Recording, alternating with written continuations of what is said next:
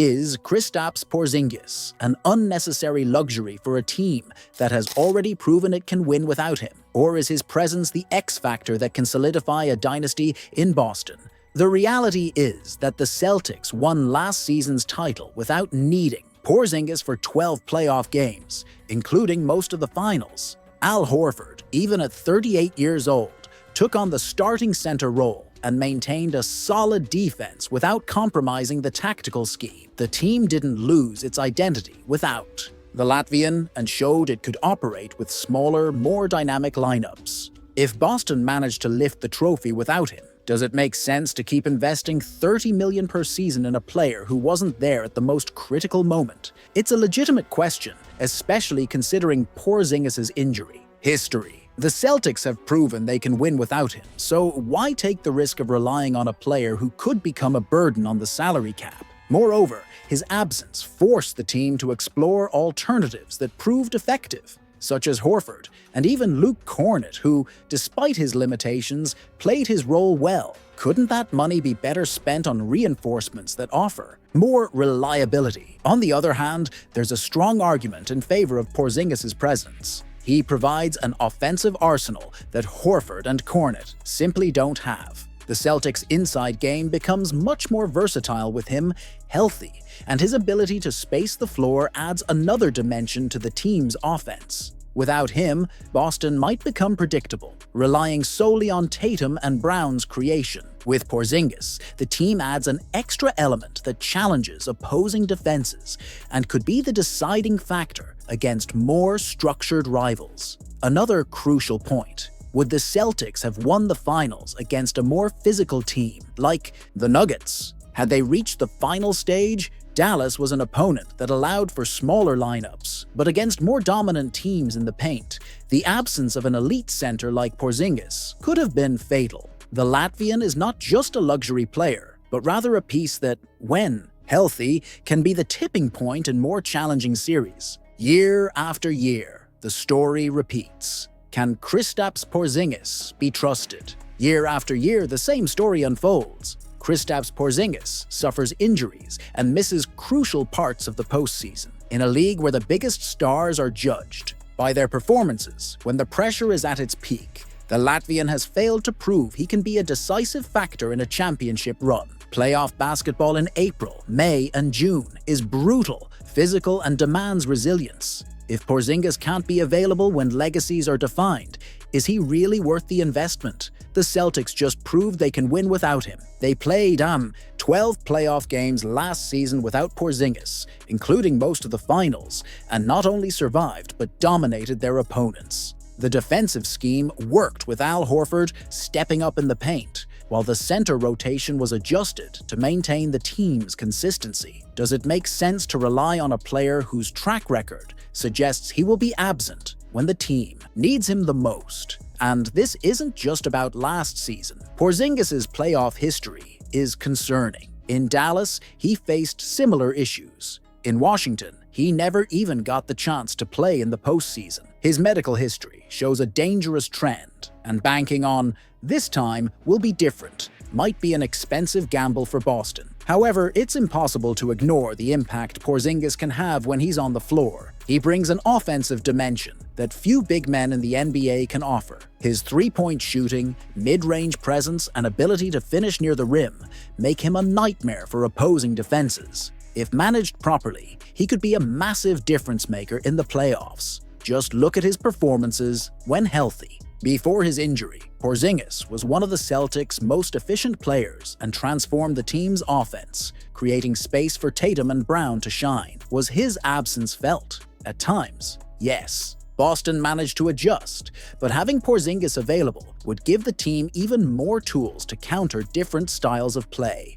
Additionally, we can't ignore that high-impact players always carry an injury risk. Anthony Davis, Kawhi Leonard, Joel Embiid all have missed crucial games due to physical issues, yet no one questions their value when they're on the court. The real challenge for Boston is managing Porzingis wisely, ensuring he reaches the playoffs in the best physical condition possible. Should the Celtics sacrifice Drew Holiday instead of Porzingis? Porzingis, on the other hand, provides something the Celtics roster lacks: size, rim protection, and floor spacing. A 7.3 center who can shoot threes and block shots in the paint is not easy to replace. If Boston moves on from him, they will need to find a viable alternative to maintain that tactical versatility. Is it really worth giving up such a unique piece just to keep a veteran point guard, even if he is an elite defender? Moreover, Holiday might be easier to replace on the market than Porzingis.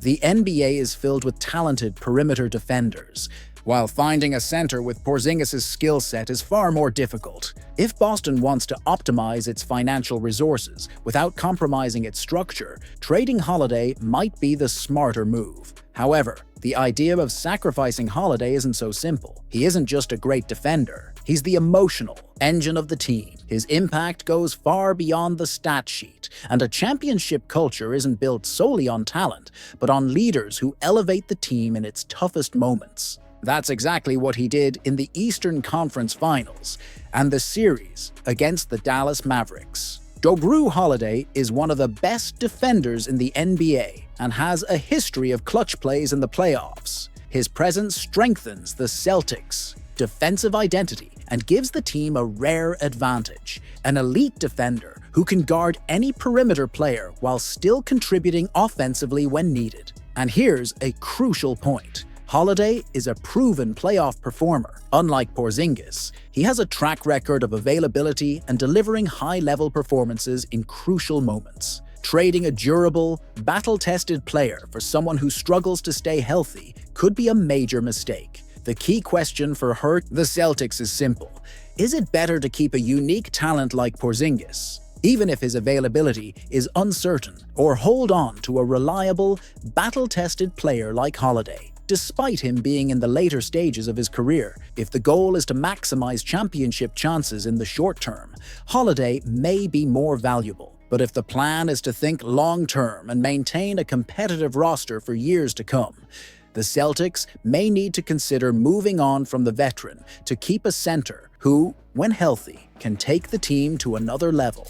Should Boston go for a cheaper center and invest in the bench? If the Celtics decide to move on from Porzingis, they could look for a more affordable center, perhaps a player with a strong defensive profile, capable of protecting the rim without demanding much offensive responsibility. Additionally, the financial flexibility gained could be used to add bench scoring, something the team has often lacked in critical playoff moments. Last season, it became clear that Boston's bench needed more depth, especially in situations where the stars were either fatigued or in foul trouble. Investing in more reliable rotation players could give the team greater flexibility without relying on an expensive and injury-prone center. Even at 38 years old, Al Horford has shown he can still play a crucial role without compromising the team's defense or floor spacing. So, is it really worth investing so much in Porzingis when the team has other urgent needs? However,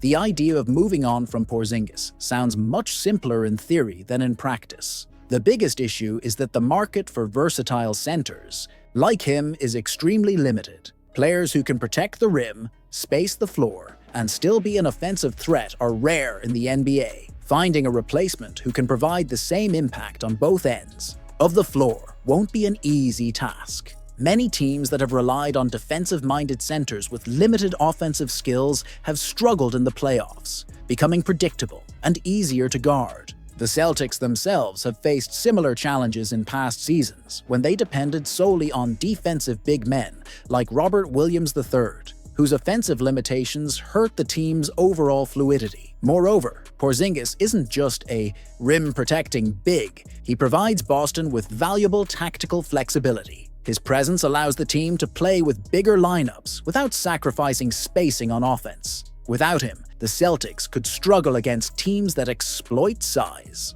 and physicality, like the Denver Nuggets and Milwaukee Bucks. In the end, this isn't just a financial decision, it's a strategic one. If Boston believes it can find viable alternatives to replace Porzingis, investing in the bench makes sense. Players like Malcolm Brogdon, Derek White, and even Peyton Pritchard have already shown how well-chosen reinforcements can impact the rotation. On the other hand, If the Celtics let go of such a unique talent, they risk weakening their structure without guaranteeing an equivalent return. The dilemma is clear. Should the team focus on building a deeper, more balanced roster, or keep a player who, when healthy, can be a game-changer in the pursuit of another championship? The Wyc-Grousbeck era was defined by a clear mentality: win at all costs. Under his leadership, the Boston Celtics never hesitated to spend big, even when it meant paying astronomical luxury taxes. The result? A championship in 2024 and a team that remained a constant contender. But now, with a new ownership group taking over, an inevitable question arises. Will this mindset continue, or will we see a more conservative approach? The new owners paid $6.1 billion to acquire the franchise, a record-breaking amount that demonstrates a massive commitment to the Celtics brand. However, this doesn't automatically mean they'll be willing to keep spending without restrictions. After all, running an NBA team isn't just about chasing titles. It's also about balancing finances and maximizing profits. Will they accept a payroll that could exceed $500 million in salaries and penalties? Or will they adopt a more cautious stance? If it's the latter, players with expensive contracts but questionable impact and durability might be the first to go. And this is where Kristaps Porziņģis enters the equation. The Latvian big man has a hefty contract and a history of injuries that makes him a risky bet. If the new owners want to cut costs without drastically compromising the team's competitiveness, moving on from a player with these characteristics could be an obvious decision. But if Porzingis is the first, who will be next? If the new management truly wants to trim the payroll, we could see even more drastic changes in the coming years. Keeping 3 max contract players, Tatum, Brown, and Holiday, is already a tough challenge. And if ownership isn't willing to foot the bill, one of those names could be at risk. On the other hand, investing in a championship-caliber team isn't just about spending. It's also a strategy to increase the value of the asset itself. The new owners didn't enter this business to lose money or turn the Celtics into a mediocre team. Quite the opposite. Teams that consistently compete for titles generate massive revenue through ticket sales, sponsorships, merchandise, and TV rights. If the new ownership wants to see a return on its investment, the most logical path is to keep spending to keep the Celtics on top. Moreover, there's a psychological and political factor in this transition. Boston's fanbase is one of the most passionate and demanding in the NBA. Any sign of regression or an attempt to cheap out on the roster will be met with strong backlash. If the new ownership wants to earn the fans' trust, their best move is to maintain the team's competitiveness and show they are committed to winning championships. In the end, Kristaps Porzingis' future could serve as the first major indicator of the franchise's new business philosophy. If he stays, it could signal that the new owners will continue the aggressive mentality of the Grousbeck era, prioritizing on-court success. If he is traded to ease payroll concerns, it might be the first sign of a more conservative approach, one that could eventually impact other stars on the roster.